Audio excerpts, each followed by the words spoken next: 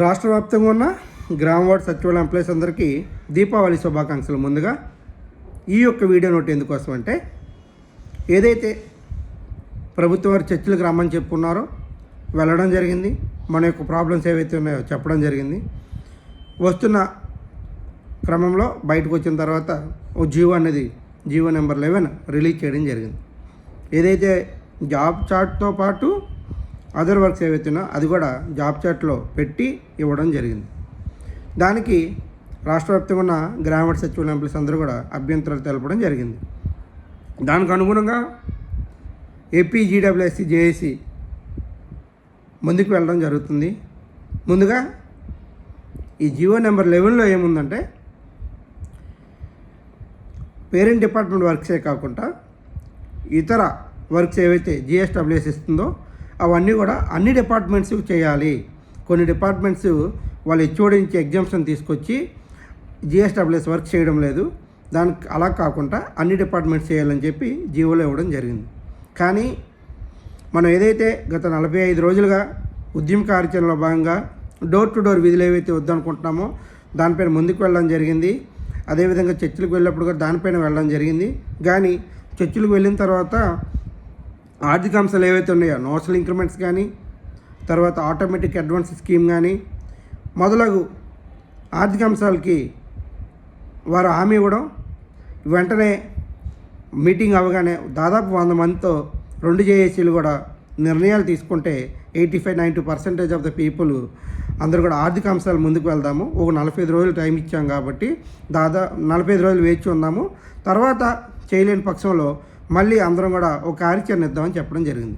దానికి అనుగుణంగానే ఇరు జేఏసీలు కూడా ఒక స్టేట్మెంట్ అనేది బయటకు వచ్చి రిలీజ్ చేయడం జరిగింది. 45 రోజుల తర్వాత ఇంకో చర్చలు జరిగినప్పుడు అప్పటికి ఏవైతే ఆర్థిక అంశాలు ఇప్పుడు మనకి హామీ ఇచ్చి ఉన్నాయో అవి ఏవైనా జరగకపోయినప్పుడు మనం ఉద్యమ కార్యాచరణ ముందుకు వెళ్దాము, 45 రోజుల పాటు తాత్కాలిక బ్రేక్ వేద్దామని చెప్పి అనుకోవడం, ముందుకు వెళ్ళడం జరిగింది. వచ్చిన 24 గంటలు జీవో నెంబర్ 11 రావడం అదే మరింత అందరికీ కలవరం చెందారు. రాష్ట్ర వ్యాప్తంగా ఉన్న గ్రామ వార్డు సచివాలయ ఎంప్లాయీస్ అందరూ కూడా జీవో నెంబర్ 11 పైన అసహనము మరియు అభ్యంతరాలు వ్యక్తపరచడం జరిగింది. మనం చేస్తామన్న వర్క్ని వీళ్ళు జీవోలో పెట్టి మరీ ఇవ్వడం ఏంది, ఇది దానివల్ల ఇంకాస్త మానసిక ఒత్తిడి మరి మానసిక క్షోభ కలిగిస్తున్నారు. దీనిపైన అందరూ ఒకటి అవ్వాలని చెప్పి చెప్పడం జరిగింది. దానికోసం ఏపీజీడబ్ల్యూఎస్సీ JAC general secretary Bagga Jagadish గారు కూడా నిన్న ఒక వీడియో నోట్ పెట్టడం జరిగింది. అదేవిధంగా మేము కూడా ఒక పోల్ అనేది పెట్టడం జరిగింది. దాదాపు 7,000 మంది వరకు ఓట్ చేశారు. అందులో 82% మంది లాయర్ ద్వారాగా, కోర్టు ద్వారాగా మనం అప్రోచ్ అయ్యి మన హక్కుల కోసం మనం ముందుకు వెళ్దామని చెప్పడం జరిగింది. దానికి అనుగుణంగా నిన్న సాయంత్రం నాడు గుంటూరులో ఉన్న సీనియర్ న్యాయవాది వారికి మాట్లాడడం జరిగింది. జీవో నెంబర్ 11 పైన మన అభ్యంతరాలు ఏంటి, మనం ఏం అడిగాము, వారు ఏమి ఇచ్చారు అనే దాని మీద మాట్లాడడం జరిగింది. దానికి సీనియర్ న్యాయవాది గారు మనకి సకాలంలో రెస్పాండ్ అయ్యి దానిపైన స్టే కోసం మనం ప్రయత్నం చేద్దాం, దయచేసి ఏవైతే డేటా కావాలో ఆ డేటా అంతా సబ్మిట్ చేయమన్నారు. అదేవిధంగా ఎన్ని డిపార్ట్మెంట్స్ ఉన్నాయో డిపార్ట్మెంట్ నుంచి ప్రెసిడెంట్లు కానీ, సెక్రటరీస్ కానీ, లేదా ఒక వ్యక్తి 2 వ్యక్తులు పేపర్ వర్క్ చేసి సైన్ చేస్తే దాన్ని మనం ముందుకు వెళ్ళడం జరుగుతుంది. ఇది ఎందుకంటే రాష్ట్ర వ్యాప్తంగా ఉన్న గ్రామ వార్డు సచివాలయ ఎంప్లాయీస్ అందరి కోసం వేస్తున్న కేసు కాబట్టి అందరూ నిలబడాలని చెప్పడం జరిగింది. దానికి నేను తప్పకుండా మా హక్కుల కోసం మేము ముందుకు వెళ్తున్నాం, మా ఆత్మగౌరవం దెబ్బతింటుంది కాబట్టి ఈ విధంగా ముందుకు రావాల్సిన అవసరం అయితే ఉంది. దానికోసం మా జేఏసీ తరఫున కూడా ఒక అడుగు ముందుకు వేస్తామని చెప్పడం జరిగింది. ఇండివిజువల్ డిపార్ట్మెంట్స్తో కూడా మాట్లాడడానికి ప్రయత్నాలు జరుగుతున్నాయి. ఇది నిన్న జరిగింది. దాదాపు ఎంత అమౌంట్ అవుతుందంటే 2.5 వరకు అవుతుందని చెప్పారు. చెప్తే మేము చెప్పడం జరిగింది, మా యొక్క ఆర్థిక అంశాలు మీరు దృష్టిలో పెట్టుకొని మా ఆర్థిక భారాన్ని కూడా మీరు చూసుకొని హామీ ఇవ్వాల్సిందిగా కోరడం జరిగింది. దానికి అతను మీరు ఒకసారి డైరెక్ట్గా అప్రోచ్ అవ్వండి, గుంటూరులో ఉంటాను నేను, అప్రోచ్ అయితే మనం దానిపైన మాట్లాడుకుని ముందుకు వెళ్దామని చెప్పడం జరిగింది. ఇతను ఆల్రెడీ ఎంఎస్కేలు కేసులు ఏవైతే ఉన్నాయో ఈ పోలీస్ యూనిఫామ్ కోసం మరియు బందోబస్తు డ్యూటీస్ కోసం ఇతను ఫైట్ చేయడం జరిగింది. దానిపైన కూడా స్టే తీసుకురావడం జరిగింది. అందువల్ల అతను అప్రోచ్ అవ్వడం జరిగింది. సో మనం ఏదైతే ఆత్మగౌరవం కోల్పోయాము అనుకుంటున్నామో, మన హక్కుల కోసం ముందుకు వెళ్దాం అనుకుంటున్నామో, కోర్టు ద్వారాగా అప్రోచ్ అవ్వడానికి మేము ముందుకు వెళ్ళడం జరిగింది.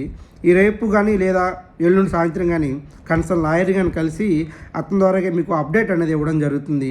ఇది మీ అందరికీ చెప్పడం కోసం వీడియో అనేది నోట్ పెట్టడం జరిగింది.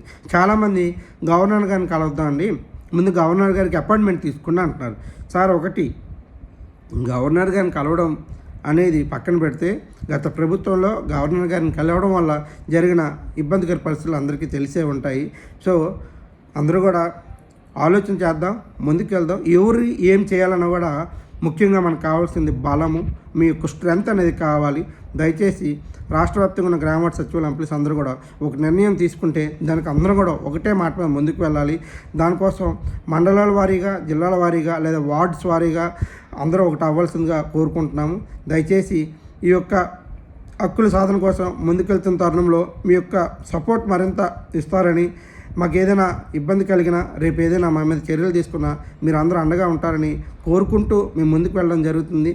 దయచేసి మీ అందరూ కూడా మీరు చేయవలసిన బాధ్యత ఏంటంటే, మీ మండలాల వారీగా టీమ్స్ అనేది ఏర్పాటు చేయండి. ఆ మండలాల ఏర్పాటైన టీమ్స్తో జిల్లాల టీమ్స్ ఏర్పాటు చేసుకొని ముందుకు వెళ్దాం. రేపు ఏదైనా అవసరం వచ్చినప్పుడు 26 జిల్లాలు ఒక మాట మీద ముందుకు వెళ్తే మన యొక్క యూనిటీ అనేది ప్రభుత్వాన్ని చూపించాలి. ఒకటి, మీరు ఆర్థిక అంశాలు ఏవైతే ఉన్నాయో వాటిపైన మనం 45 రోజులు టైం ఇచ్చున్నాము. కానీ చాలామంది సార్, ఈ చంద్రబాబు నాయుడు గారు చెప్పినట్లు మనకి ఏమైనా ఆర్థిక అంశాలు ఇప్పుడు వచ్చే పరిస్థితుల్లో లేవండి, దయచేసి దృష్టి పెట్టండి, దయచేసి ఈ రోజు నుంచే రేపటి నుంచి కార్యాచరణ ఇవ్వండి అని చెప్పడం జరుగుతుంది. మనం ముఖ్యంగా ప్రిన్సిపల్ సెక్రటరీ గారి నమ్మకంతో మనం ముందుకు వెళ్ళడం జరుగుతుంది. ఇది కూడా రాష్ట్ర వ్యాప్తంగా ఉన్న అందరూ ఎంప్లాయీస్ నిర్ణయం మేరకు ముందుకు వెళ్తుంది. ఏ జేఏసీ అయినా కూడా అది అందరూ ఎంప్లాయీస్ కలయికే జేఏసీ. ఎవరో పలానా మధుబాబు, లేదా పలానా బగ్గా జగదీష్, పలానా హరీష్, లేదా పలానా నరసింహరావు గారు, సురేంద్ర గారు వీరెవరో చెప్పారు, వాళ్ళు చెప్తేనే అవుతుందని కాదండి. ఇక్కడ జేఏసీ అనేది అందరి యొక్క కలయిక, అన్ని డిపార్ట్మెంట్స్ కలయిక. కావున సభ్యులందరూ కూడా ఈరోజు రేపు 2 రోజుల పాటు టైం తీసుకొని దయచేసి మండల బాడీలు, జిల్లా బాడీలు ఫామ్ చేసుకోండి. చేసుకున్న తర్వాత ఒక మాటగా అందరం ముందుకు వెళ్దాం, మన హక్కుల కోసం మనం ముందుకు వెళ్దాం.